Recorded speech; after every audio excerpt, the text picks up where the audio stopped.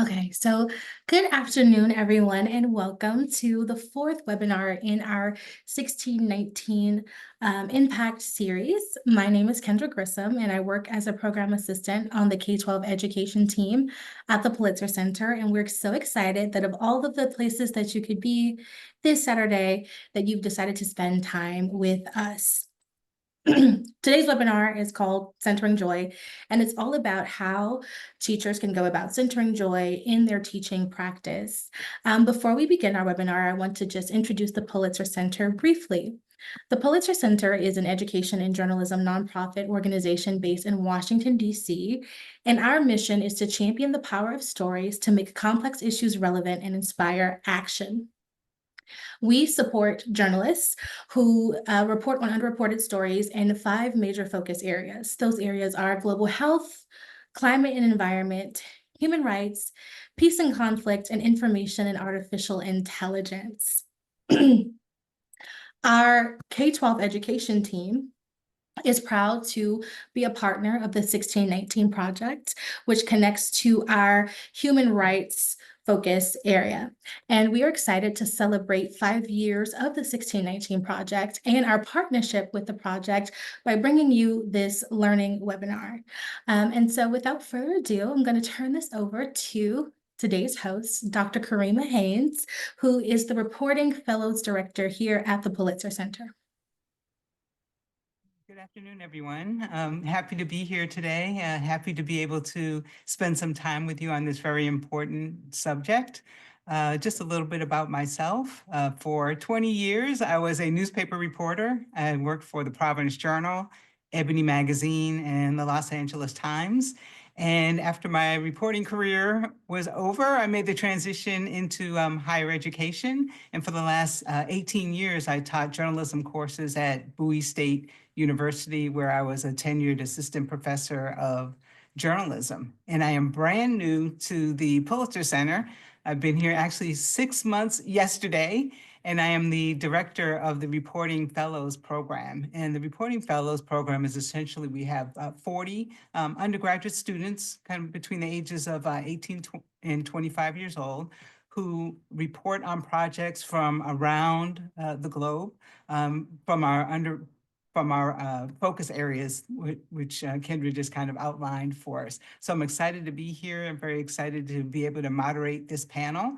And we're going to just kind of do a round robin and have everyone introduce themselves and talk a little bit about the work that they're doing regarding inclusive education in their particular workspaces.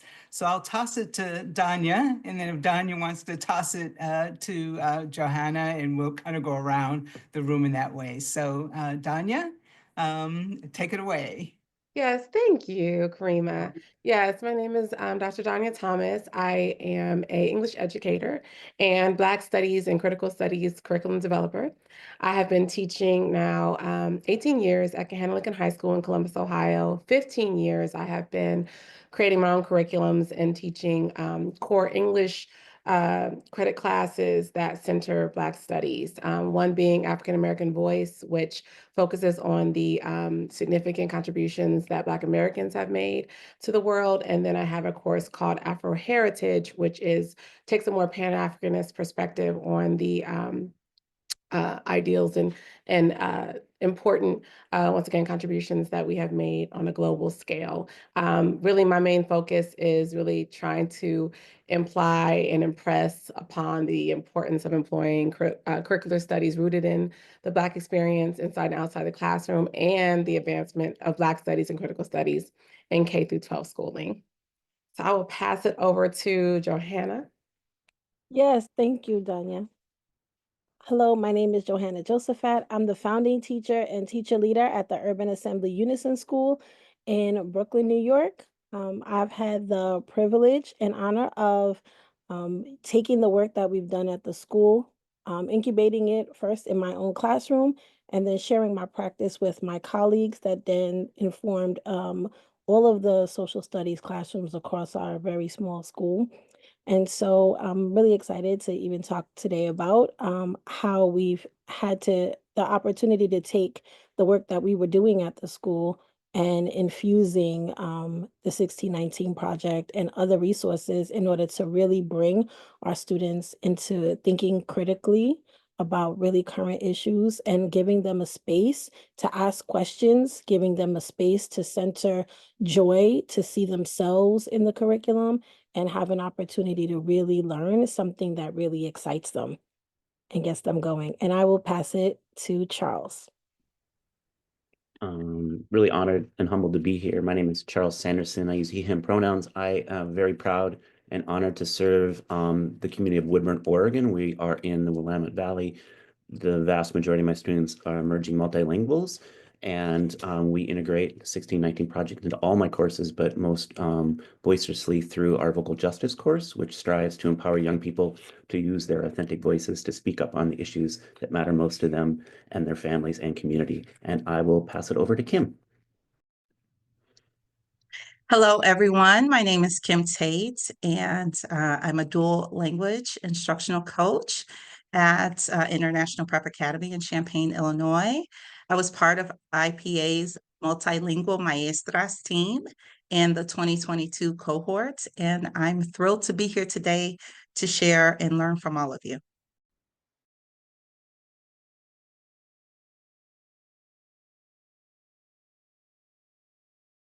Make sure that I'm off mute. Okay, thank you. Thank you so much for your introductions. I appreciate it. Just wanted to let you know, this is for our audience.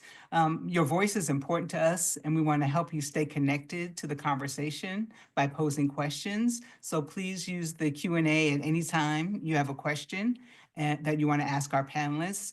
If your question is meant for a specific panelist, if you would just indicate their name in your question, and we will try to get to it, all right? And if you're looking to access the session guide or any other information about the Impact series, you'll be able to access them through the Zoom events lobby during and after the webinar. So now we'll just move forward into our panelists' presentations. And our first person who's up is is Kim Tate. Kim, thank you. Don't want to mess up any names. Kim, take it away. Thank you. All right. Well, as I said before, I was a member of the IPA Multilingual Maestras team, and I teach in a dual language school in Champaign, Illinois. That's Central Illinois, for those of you who are wondering. And before I share a bit about our work, I'd love for those of you who are here with us to drop into the chat the first word that comes to mind about teaching Black history. The first word that comes to mind when teaching Black history. Drop it into the chat if you would. So at the time I connected with the 1619 Education Network, I had been wrestling with how to combine my passion for literacy with a desire to reimagine how Black history was taught in my learning space. As you can see here, our vision was essentially to help students learn accurate Black history and to understand the genius of people of African descent. We primarily use the mentor text you see on the screen. So that's Stanford Kids, Born on the Water, and a narrative piece by Barry Jenkins that was published in the New York Times Magazine. I also included Dr. Goldie Muhammad's Cultivating Genius text here because her research on past practices in teaching literacy offered some ideas that were really important in developing this unit. I'm looking at these words in the chat.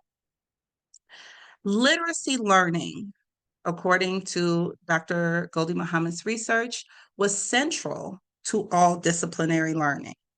So that was something we thought about. Second idea, literacy was connected to, quote, joy, love, and aesthetic fulfillment, end quote. And the third idea that undergirded our work was that intellectual and identity development was, quote, cultivated alongside literacy learning, end quote. So these ideas of joy, love, aesthetic fulfillment, intellectual and identity development were all things, all ingredients that we wanted to include in the unit that we were developing. And then you also see here an article from a journalist in USA Today who was working on a story about teaching Black history, who interviewed me. And what I want to just point out from the article you see on the screen is how the text Born on the Water highlights love and pride. And these are key elements when centering joy when we're teaching. So love and pride. Really wanted to keep those at the forefront. Thank you so much. Next slide. So in our unit, part of what we asked students to do was to, in order to process the text they were reading, was to create written collaborative summaries.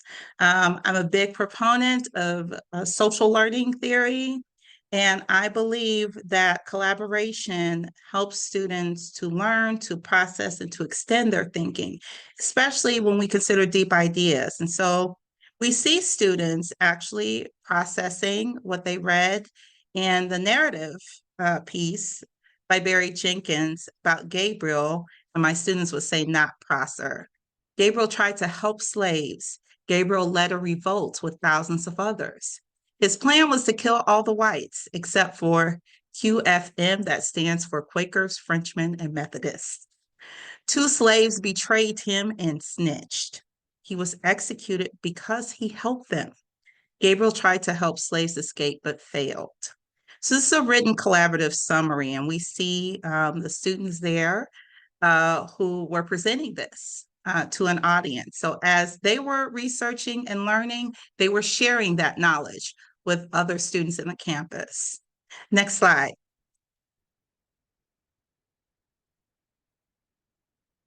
And then we also had digital collaborative summaries. So we wanted to connect with digital literacy standards. You can see here the different ways these partnerships process what they had read and discussed. Here, I would also highlight the multiple ways that students demonstrate their understanding of the content. One student above, policy uprising, a revolt of thousands of others, while the other partnership characterizes it as a, quote, planned revolution with fellow allies. So we see a sophistication in the vocabulary. We also see some elaboration from the second partnership. We also see that QFM annotation that one of our classmates who is sharing his notes, everyone sort of adopted his annotation there. And even this idea, but his plan was sabotaged by 2 snitches.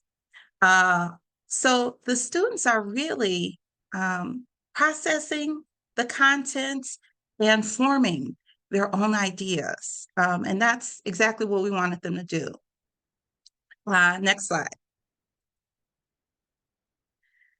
And so finally, in our unit, we asked students to define genius, find genius in others, and then ultimately to find it within themselves. And in their final performance assessments, we asked student partnerships to leave the audience with a final thought. You can see here some of the thoughts that they came up with. How can you contribute to the world? So we studied figures who had contributed to the world. We researched figures that had both past and current, who had contributed to the world. And then the students realized that actually we have things to contribute as well. They made that connection. And so they asked everyone, they actually passed out little cards for students to note down what they might contribute. Always have confidence and hope within you. And what I would love to highlight here is that in this unit, because I'm at a dual language school, the majority of our learners are multilingual learners. And so we saw that many of our students who had not been productive with language through this unit began to produce. And I want to highlight what one of our newcomers wrote here. We offered a sentence stem. A genius is, and so then they had to complete it. the definition. And so this person, it's the fourth from the top, a genius is someone who doesn't care if he fails. He will keep trying until he gets it. Is so curious that he do risk to do it. Even if he fails and fails, he will try and try over and over until he gets it. And I thought that was so powerful. That was such a powerful idea. This is the students making meaning for themselves. This is not us telling them what to think. This is them processing, analyzing, discussing, critiquing, and constructing meaning for themselves. And in the final performance assessment, we had partnerships. So one half of the partnership had to research a past figure, and then the other half researched a current figure. And they had to figure out what their genius, and the figure had to be a person of African descent, because that was our focus in this unit. And then they had to connect that person's genius to their own. And what I love what Kiromi here said under our genius connection is that I can see myself just a bit in Dorothy. By the both of us being interested in math, I also see myself like her because she made me look at math in a complete different way. And Kiromi is a Latina student, but what she's saying is, wow, I'm connecting to what I've learned about Dorothy Vaughan. And then finally, I would leave you with, they had to come up with a quote from the person that they researched and then reflect on what that quote meant to them. And so this partnership actually compared the genius of Maya Angelou to Lizzo. And so we had some interesting mashups here, and I learned so much. This quote, never make someone a priority when all you are to them is an option. That's deep. And what this student reflected upon was that you should never treat someone better than they treat you. And I thought, what a profound thought. And so by the end of this unit, students were empowered to recognize injustice and also called to use their own genius to enact change. So we felt that we accomplished the goals that we set out to do. We were just so grateful to the project for giving us the resources, the thought partners, and the time to put this together. It would not have happened absent the NET project's support. So we're extremely grateful and thank you.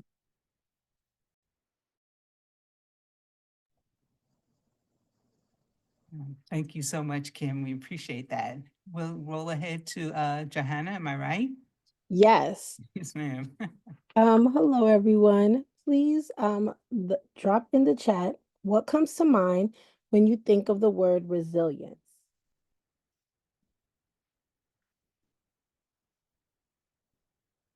Thank you so much. I see all the words popping up. Yes. Strength, ancestors, relentless, never giving up. And so many of these things were at the heart of not only our school community in terms of how we instruct our students, but at the heart of when our unit was born. And so during our pandemic year, that is when this unit was born in our community in my classroom. And it was not as well put together as what we published in part of the network, but the pieces were part of the thinking that came from students, their questions, wanting to know, like, what is it about that, what's going on outside, seeing all the protests that were happening in the very beginning of after the lynching of George Floyd and all of those things that happened. They had so many questions and they wanted to know, like, this is our community. What do we do? Like, are we just, and then they're thinking about what they learn in social studies class. And so as a school community, we had to really define who we are and say to not only the students and their families what we care about. And so in the center of this slide right here, it says Unison deeply cares about each and every child, about social justice, about equity, dignity and respect, the truth, and relevant and real world learning. And so this is what we were trying to bring to our students in engaging in this learning for them through this unit. And the work that we did in this one unit that we published through our network project influenced a shift in our whole entire school's curriculum, not only in social studies, but also in ELA. And so for our community, we believe that everyone should be able to come as they are and have a seat at the table. So next slide. As a community, we begin to center Black joy. And so that meant that we openly had to decenter whiteness. And the context in which our school is in, we are in the economically economically diverse section of Brooklyn, New York, but also very segregated in terms of economics, race, and everything else. And so taking a stand of looking to center Black joy as a community and really come around, whether it's through our learning, through our professional learning for staff, our family engagement, all of that was encompassed. And the walls had to say that. And so the bottom is an image of one of our bulletin boards in our hallway listing all of the books these are some of the books that the students read throughout the curriculum, either they're reading them in ELA or they're using these in the social studies classroom. And so for our team, the Unison Trailblazers, we were part of cohort 22, and our project was focusing on learning history through the power of narratives and moving from a deficit view of the community, of history, of thinking about themselves in a deficit way, to a more celebratory, centering the more powerful contributions of Black people in America. And so even in our 6th grade curriculum, shifting from looking at, ancient Greece and Rome to talk about African kingdoms. They needed to see that there were things that were positive outcomes, and there were positive things about African Americans and Black people all over that they were a part of, and this was part of their history and story. And so as a community, the openness that we engaged forced us as adults and teachers and staff to really push our own learning.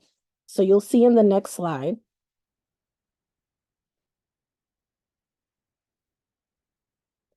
we took the learning outside of the classroom.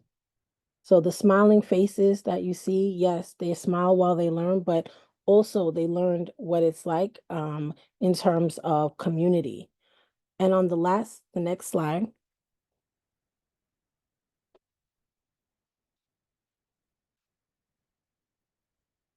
they had an opportunity to take what they learned during our unit on racial slavery and what they learned about resistance, what they learned about all of the contributions of African Americans, and they were able to take that out of the classroom and have a day where it was a talk where they had an assembly and they got a chance to speak to Nicole Hannah Jones. After reading her work, after doing all the learning that they did, that they were able to engage in a dialogue to push themselves to learn further and think about what are the next steps beyond the book, beyond the learning that they did in the classroom, and thinking really about what are they going to be like when they get older. And it was part of what they wanted to do in terms of their civic engagement. They're like, we're kids, what can we do? When we get older, what can we do? What are we supposed to do? And this is all of the thinking that came from them. And so this was my pleasure to bring this and share this with you all. Thank you so much, Johanna. I mean, this is just so powerful, these presentations, really powerful. We're going to move on to Charles for your presentation. Thank you. Thank you both so much. I've got my community circles sorted out for the week. And it just feels so good to be in community with people who share so much affinity for empowering young people, especially our emerging multilinguals. I just wanted to shout out to Linda down in Florida. I can't imagine how challenging that is, where these really critical texts that we really, really need in our classrooms are being banned. If you would, can you start in the chat? And just when you look at these two pictures, either one of them, what is an emotion that you see or feel when you see those images? Michelle shouted out joy, happiness, free, with an exclamation, jubilant. I love it. Joy, celebration, power, powerful, attitude, liberation. We kind of a strong sense of self. Thank you, Laura. So we start with Born on the Water, and we really start actually with the wonderful work of Nicholas Smith, Unity as well.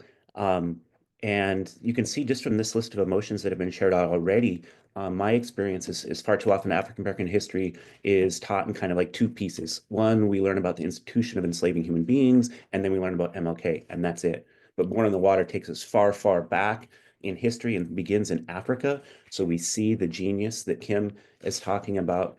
We see the empowerment that Johanna's talking about. Because my students are emerging multilinguals, because of the imagery that Nicholas Smith brings to the text, they are able to really eloquently and passionately and powerfully articulate really, really profound ideas connected to all these wonderful emotions that you are already listing. The other element when we work with these imageries, we use Project Zero, which I will actually I name it a little. I call it Harvard Thinking Strategies because my students, because of white supremacy and colonization, when they get to me at high school, most of them are really low in their academic, intellectual, and even linguistic self-esteem, despite the fact that the vast majority are multilingual students. So we really name Harvard Thinking Strategies to add that element of building back up their academic, intellectual, and scholarly self-esteem. As we move to the next slide, it's important to kind of understand my context. And 85% of my students are Latinx, with a majority of them tracing their family's history to what is now Mexico. So our unit, once we spent time with Born on the Water, then we dove into 1619 and really focused on thinking about counter narrative and retelling the stories from different perspectives, or retelling stories from perspectives that have been far too often left out. We wanted to focus our unit on resistance and also victory. And what is more joyful than winning? And so we begin with Gaspar Yanga, and its history, sadly, that far few people know and understand. Gaspar Yanga was enslaved. He escaped, he helped others escape, and then he just terrorized the Spanish for years and years and years. They sent troops to try to take him out, and he was victorious over and over again till finally the Spanish finally just said, okay, enough is enough.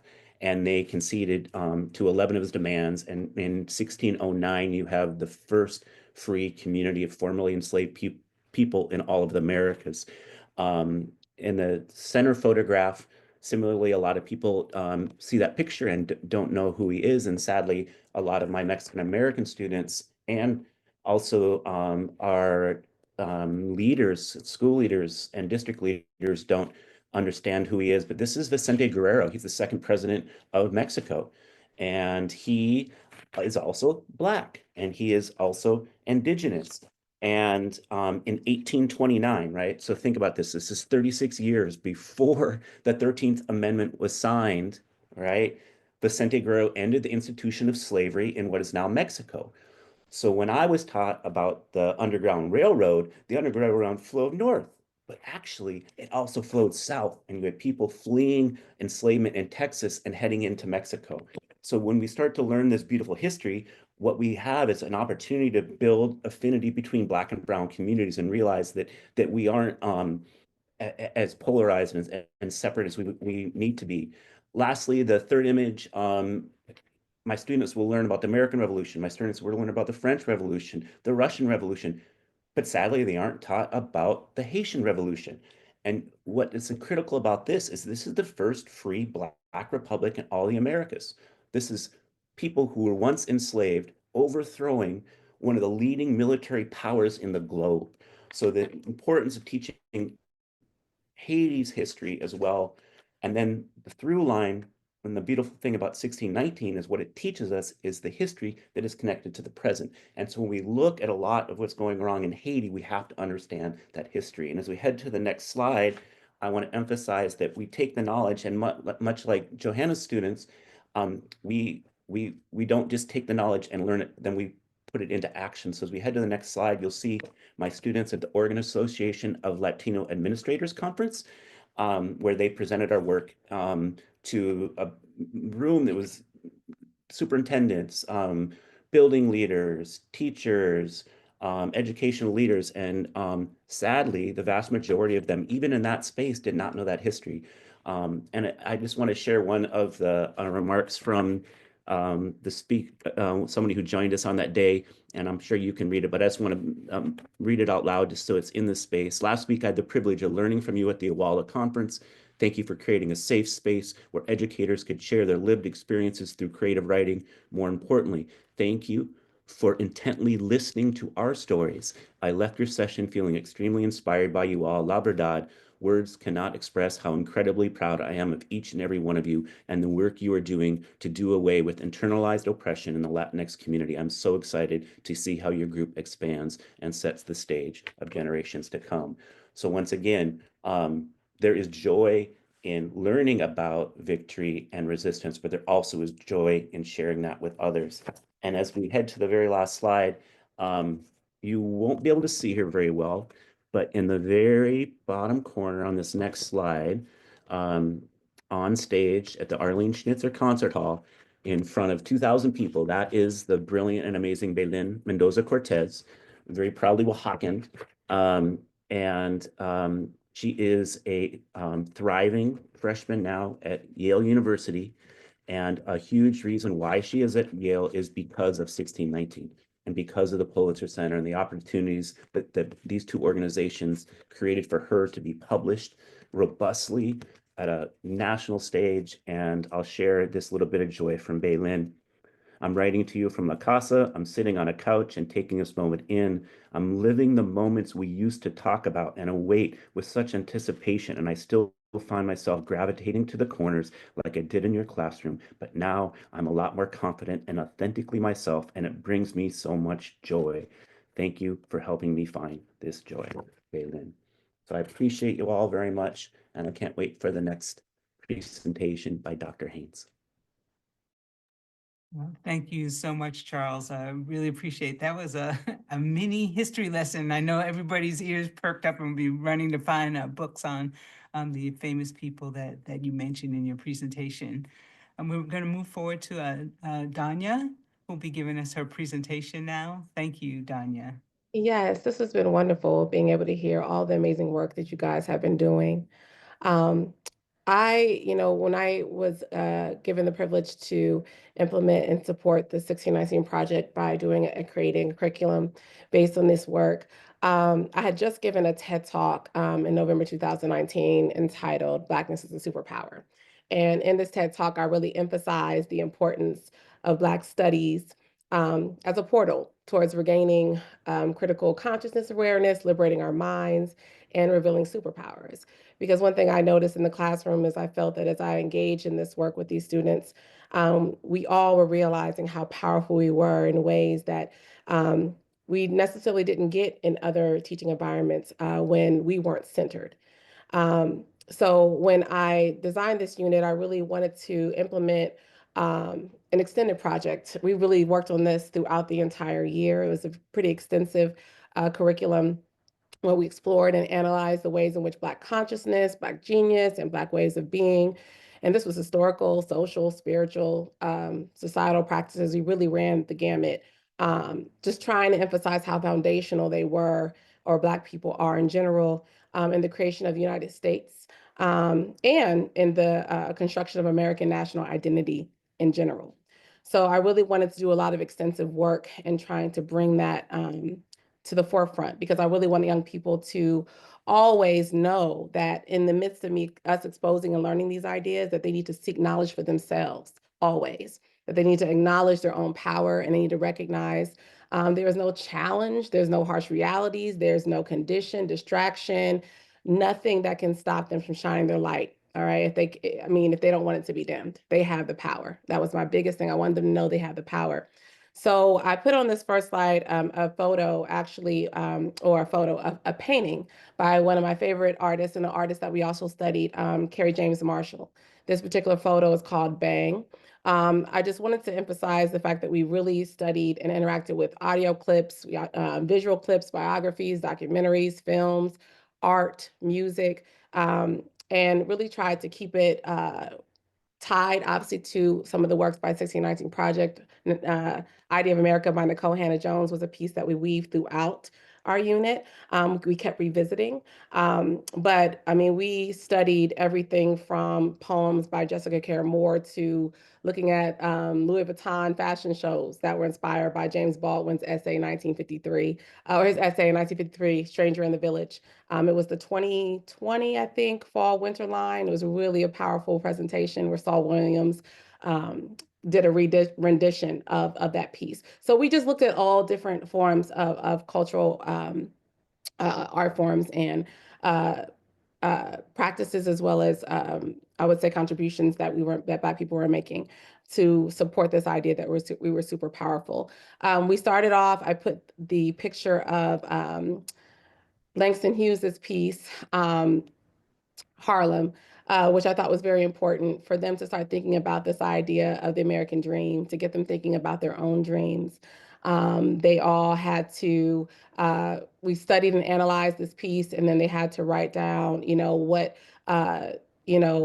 do you think the dream is that Hughes was referencing? Whose dream, right?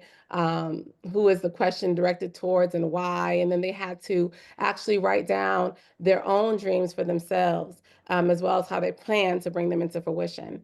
One thing we do in my class is we meditate on a regular basis. So they actually had to also do a visualization tied into that dream that we did as a class to really start getting them to think about this concept of manifestation, which I get into later. All right, next slide.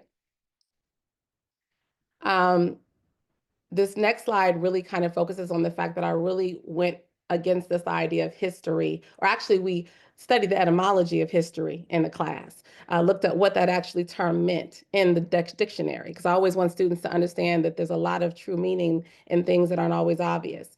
And one thing that that we took note of was that when we actually looked at it in the dictionary, it said it was a narrative presumed to be true. All right, didn't have to be true. And I thought that was very interesting, for them to think about it that way, right? It even said events that allegedly happened, like it was just plain in black and white. And it also said that it did not actually have to be a true record of the past. So I wanted students to really start thinking about this idea of history. And even when they looked at the word history, what did they see? And they're so intelligent, super powerful, as I assumed they would be. And they said, oh, it says his story. I'm like, oh, yeah. All right. So let's think about this. Let's think about what it means then to think about controlling the narrative, right? Telling our truths. And I really wanted to be exposed in this to written works and stories that really showcase our authentic expression. I always, reminded them even the idea of slavery, right? We all my students by the end of the year, anywhere we went, if anybody called our ancestors slaves, we were like, no, we would correct them. We would correct them because we really wanted them to know that that's not their name. Don't ever call them slaves. They were nobody's slaves. All right. That's what someone else referred to them, right? That's not how they define themselves. Even slavery in some regards, and this might get a little pushback from some folks, but from my perspective, slavery isn't even Black history. It's white history. It's their diabolical actions that they chose to engage in, right? It's the story they tell of who we are. It's not a story of us. So really our story is how we overcome. Like and our history goes beyond, our story goes beyond just even that period of time in which they try to constantly bring us back to. So I always want our students to, by engaging in these stories, in these powerful stories, getting them to understand that our story is the cultural resilience, right? Showcased in the very Black families they try to destroy, but still remain to this day. That, our story is the mustard seed faith that they knew generations were coming, right? And they set the groundwork for that. That's an inner knowing. That's something that's very important to keep in mind when we think about who these individuals were that were held captive, but yet found ways in which to continue to civilize those who claimed that they were civilizing them. All right. So it was we really tried to go deep with this and even get them to think about even the idea of 1619, because we studied Lerone Bennett Jr. and how important his work is and how that was such a phenomenal piece that came out showing that we were here even technically before the Pilgrims. But then, I introduced him to Ivan Van Sertima, who wrote the book, classic book, right? They came before Columbus, the African presence in America. So getting them to even recognize that, wait a minute, once again, our story, we were already here, Okay, so that it's just getting them to critically think. I always want them to always know that they need to seek more knowledge and really start to put the pieces together for themselves. So just really trying to get them to get a greater knowledge of self, a greater knowledge of self through this process. Next slide. This is where we get into calling them master manifestors. I call them that. All my students, they became familiar with that. Everybody we studied was known as master manifestors. If you come into my classroom, it is completely like, I guess, blacked out, meaning that there's art everywhere. There's these photos that you see up here are literally in my classroom. So they're everywhere. I mean, it's a very sacred, we call it a sacred space, in my opinion, because it's meant to honor and really get them to understand how vast, we are, and how even this concept of what Black is, right? The definition of that, like just really getting them to really expand beyond that. So with the Master Manifestors, I really wanted to plant the seed that my students are the creators of their realities and therefore must utilize practices to bring their dreams into reality. It really was meant to expose them to the fact that every single person that we learned about were Master Manifestors. They were not allowing anyone to tell them what they could do, even in the midst of them not being even given the opportunity necessarily to take credit for what they did, in the world. They still were taking credit because they were doing the work, right? Like getting them to understand that they knew who they were. Like, don't let these folks tell you who they were. They knew who they were. All right. They were chefs because they were out here, meant to live in that purpose. They were engineers because they were meant to live in that purpose. I mean, in any capacity where they were, they still had a God-given gift and purpose that they were meant, that was going to come to fruition because of the belief and understanding of that. And I always try to push with them to this idea, right, that you need righteousness for manifestation, right? There is no manifestation without God. And that was something that was really important. I always incorporate the spiritual because I feel like it's impossible to speak of, the Black experience in general, but the Black cultural experience without incorporating the spiritual. So that was something that was really important and to showcase within each person and each individual and each work that we studied. You can go to the next slide. And the last slide, I really wanted to focus on this idea of like joy, right? Because I know we wanted to bring this all together about how this brought forth joy. I think the whole experience in itself was so joyful for all my students, and I really wanted to showcase them. I really wanted to showcase just how much fun and life that my students bring to the table. Like when we come into our classroom together, when we go on trips together, we did take our work outside the classroom. We went to go visit Central State University. One of our my students was actually given the opportunity to give the keynote speech this past year, and we all went and experienced that together. I took like over 125 students, and we just engaged in that. We went to an art museum after learning about Amina Robinson and her work, and they were able to go throughout the piece, throughout the art museum, and find works that resonate with them. And then we had studied Sonia Sanchez's rendition of the idea of what a haiku was. So they had to write their own haikus in response to the work that they were actually engaging with in the art museum.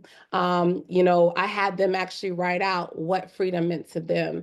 And for me, I really felt like it was important, especially in this space, to speak to that, to the fact that, you know, I think joy really is freedom. I think it goes hand in hand. You know, my joy as an educator comes from, you know, the gratitude I have in my heart, first of all, for being Black, for being a Black educator, for being able to center Black practices in my literature. I sit there or in my classroom, I sit there and think about my peers in Florida and all over this nation, and really hope that we understand that it's important for us to garner that strength to continue to tell our stories no matter what, and hopefully support one another in that process, because I know it's not easy. So I consider that to be you know, a joyful experience. It's a freedom. I really am, you know, grateful to be able to experience this fellowship with my students on a regular basis. I think educators and education really are, you know, we're naturally creatives, but I think those of us who do it for the right reasons, it's kind of like a priesthood in a sense, if I could go deep with y'all, right? Like it's a calling. We are called to do this work. All right. There's a level of commitment that is authentically inspired due to having that divine assignment. That's how I view it. You know, we are storytellers, historians, spiritual advisors, practitioners. We're all those things, right? I dream about my lessons at night. I do, ideas and the curiosity and the wonder and the excitement of it all. You know, I literally catch the spirit when I'm teaching, and I'm sure many of you can relate to that. So I just think it's important to tie that idea, the spirit, with joy. And you know, there are a few parts here where my students kind of just really spoke about, you know, their thoughts about what their superpowers were. You know, one student said to understand is to recognize, know, and feel what it is to be present in our world. That is my superpower, the ability to learn and understand aspects of life that are overlooked or ignored by others. Another student said, my superpower is seeing greatness in others, even when they don't see it in themselves. I had students write letters to their ancestors, and they were some of the most beautiful, poignant pieces I've ever read.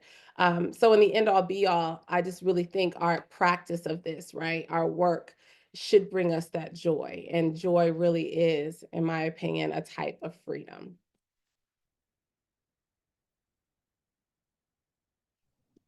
Thank you so much, Donja. I can see the applause that's going up and the snap fingers for all of you. I really appreciate all of your presentations today. We're just going to kind of shift to moderated questions, and then we'll take questions from the audience. And I'm not going to be a moderator hog who sometimes always takes over all the questions, and then the people who put their questions and never get their questions answered. So I just have a couple of questions for the panelists, and you all can kind of answer them in any order that you feel that you want to take them in.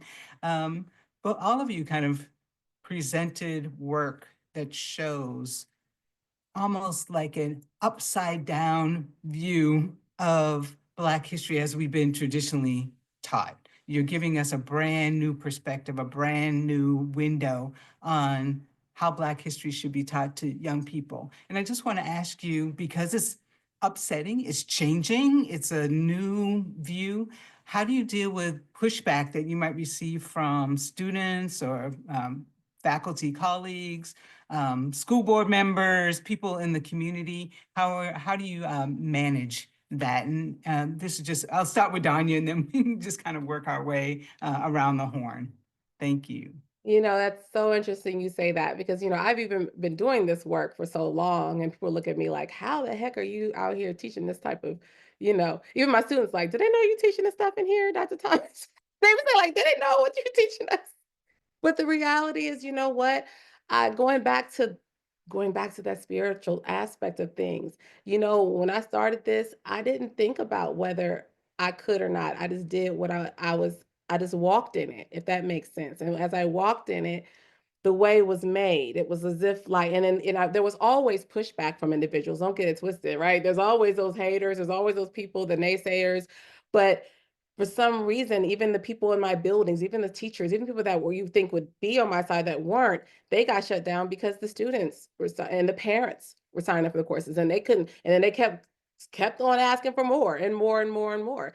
White, I'm in a suburban school district, so I mean, white students, it didn't, it didn't matter. Like, that's how important I think Black Studies is important for all students, especially my white students. Don't even get me on that. But the point is, it's, I think it's important for us all to, and know it's not easy, but to be like our ancestors and be fearless in that regard, and know and just believe that, align yourself with the right people, walk in that, walk in it, and it's going to come to pass. Like, there's no stopping the shining. You're right. There's no stopping it. I also think about the idea of, it's kind of taking it off what Danya just said about aligning yourself with other like-minded people. And I feel like the word co-conspirator, because when you're talking about liberatory pedagogy, you're not talking about people who are going to shrink in the back and like kind of like put their back on the wall. You're talking about people who are giants. They're going to go out there and they're going to teach despite of. And and I'm going to say to the teacher that's out there, you know your school community, you know where you work, you know who your co-conspirators are. It may not be your administrator. I had the benefit of my administrator is my co-conspirator. My colleagues, not all of them, but many of them are my co-conspirators.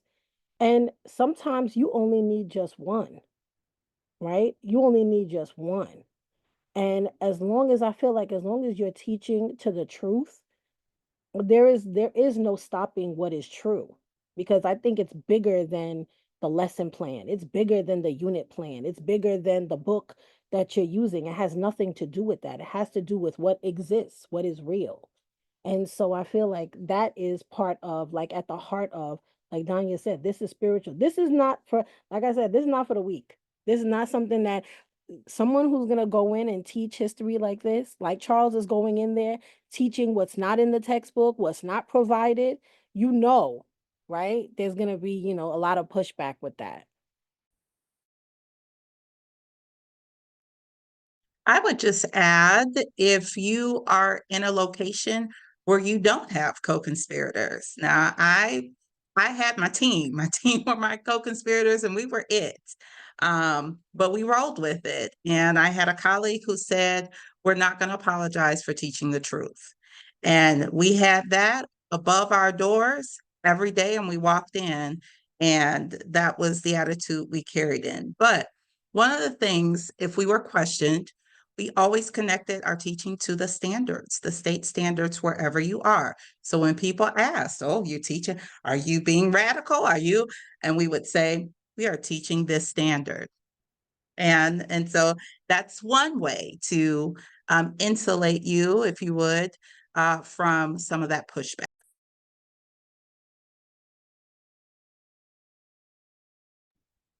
My students actually love the pushback because they start to understand just how critical and important this truth is. And what they end up doing is they want to teach all their friends.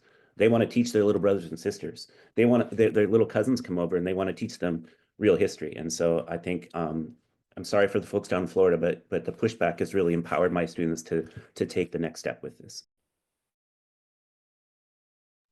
And if I could ask the panel, what role does self-care play in in centering your joy to be able to continue to do this work? I mean, these are very heavy, difficult topics. I know you all are experts in your field and you're able to kind of navigate them and present them in a way, but I'm sure that it will weigh on you at times. And what are some of the ways that you kind of center yourself and stay joyful and stay optimistic as you're teaching these matters? I will say, as I mentioned kind of a little bit in my presentation, one thing that I've been doing with my students for a long time now is we meditate. We meditate on a regular basis, to the point where they'll come in and ask for it. So we'll do it maybe the first 5 minutes of class. Now our new schedule, we'll even do it like Mondays is meditation Mondays. The students come in like, "Hey, meditation Mondays," so and we really try our best to not only like use it as a way to allow us to release burdens, to reestablish a certain sense of our power. Affirmations. We do utilize affirmations on a regular basis. We also utilize even stories that we're learning about, incorporating. I've done a meditation centering Fannie Lou Hamer. I've done a meditation, centering John Henry Clark. I've done a meditation. You know what I mean? There's ways in which to bring in these energies in a ways to remind the students, like, look, you know what? We're human. We're going through this. We're dealing with real stuff. I mean, family, life, like these things are challenges that are hard, not always easy, but we are made for this. Like we're made for now, or we can navigate this, and just trying to give them healthy practices and ways in which to kind of distance themselves from that and remind themselves how blessed they are. Gratitude. We do a lot of gratitude in the classroom to try to recenter them into understanding, like, look, I'm here. No matter what I'm going through, I'm here, and I can create a better space and opportunity for myself. So that's one practice that I see that my students really benefit from.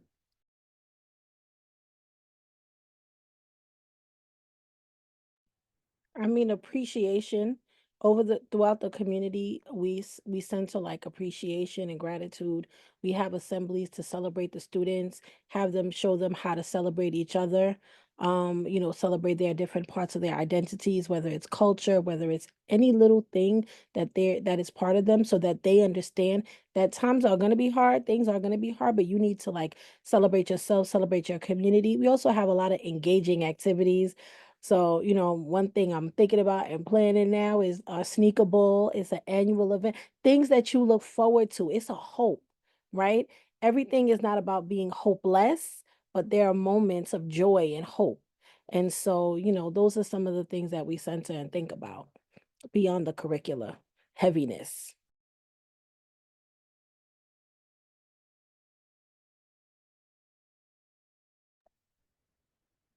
And I don't know, I don't know if anywhere else wants to speak, so I don't want to take up too much time, but to kind of go off that, we have a program at our school called Diaspora that came out of the class, and kind of go back on what you said, Johanna, like gave the students the opportunity to create a platform for the community to share their perspectives, to use their voices, to share what they are thinking as a young generation, what they believe is the true importance of the focus that they should have, and also to kind of really give the community an opportunity to fellowship with them in a way that extends their learning beyond the classroom. So I agree with you. I think it's so important. Even the work you all were talking about, Kim and Charles, like giving children space or kids space to actually expand, all right, take what they're learning and apply it and see it applied and see how beautiful and wonderful it is, right? That's some of the most empowering things that you can do as an educator.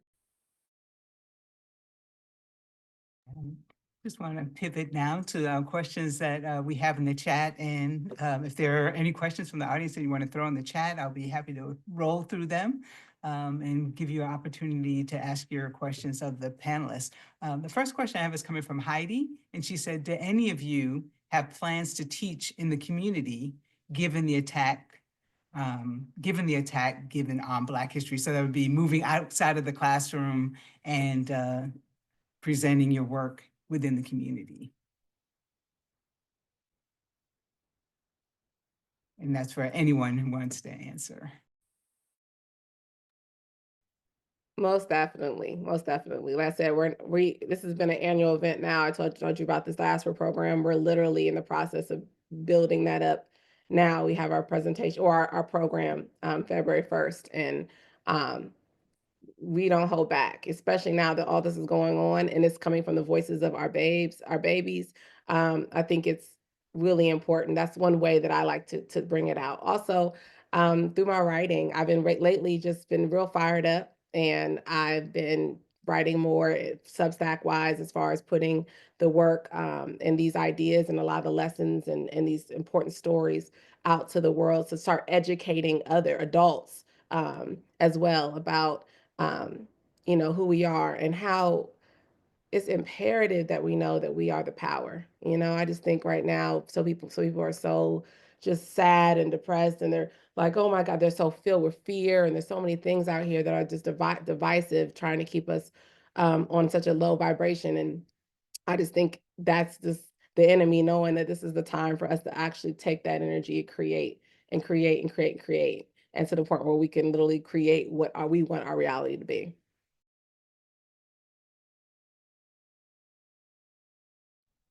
We have a question for Charles, and I think he answered it in the chat, but it was, is there a book that you can recommend, Charles, on the Underground Railroad flowing south, like from Texas into Mexico? Yeah, I dropped a link to a Pulitzer Center story actually that focuses on Veracruz, where there's a really strong and prominent African descendant community. Young is from there as well, but Henry Louis Gates Jr. has a wonderful PBS series on Afro descendant people in Latin America. And there's a beautiful interview that he has with a girl who's like super light skinned, like almost could pass. And she like proudly identifies her. She says, "Yo soy negra," like I am black. And she says that with such emphatic like confidence and joy. And it's because she knows her history. I have time for one last question, and then I'm going to kind of pivot to Kendra, who will close us out. And this is from Tracy. She says, "Nature is so grounding. I'm wondering why I don't see more of it in teaching Black history and building cultural identity. Should nature be a part of the curriculum in teaching Black history? Why do you think nature is too often forgotten?"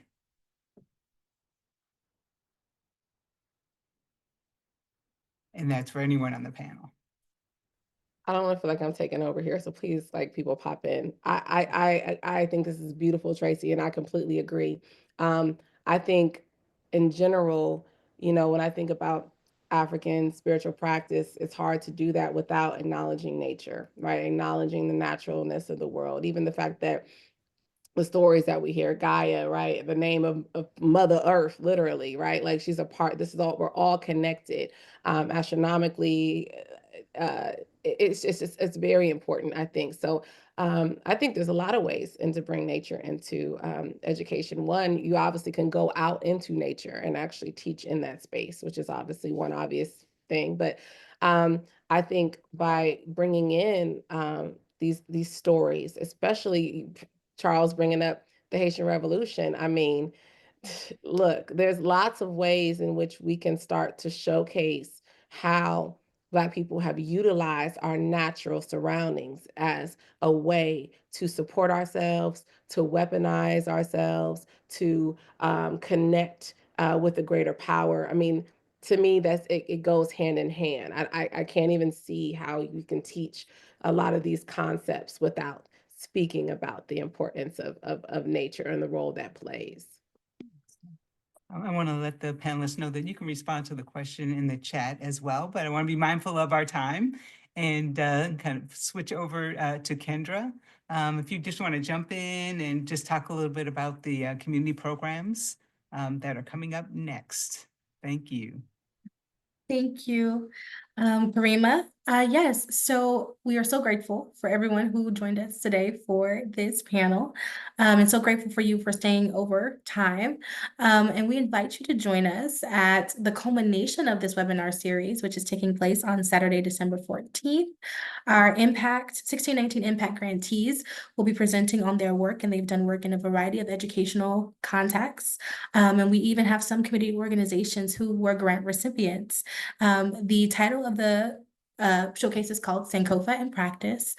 So we hope you'll join us then. Karima, did you have any final remarks before I wrap it up here? Had to take myself off mute. Yes. I mean, this has been an educational experience for me. Now I have books to look forward to. I have videos to look forward to. I appreciate everyone who was on the call today. Thank you so very much for participating in the panel today. Kendra, back to you. Thank you for moderating, and thank you to each of our panelists for all of your incredible and brilliant insights and the reminder of the importance of joy as we continue to do this work. And I hope everyone who's attended today is leaving feeling empowered and inspired to continue to do the work and however it looks for you in your spaces. So thank you so much for joining us. Y'all have a great day.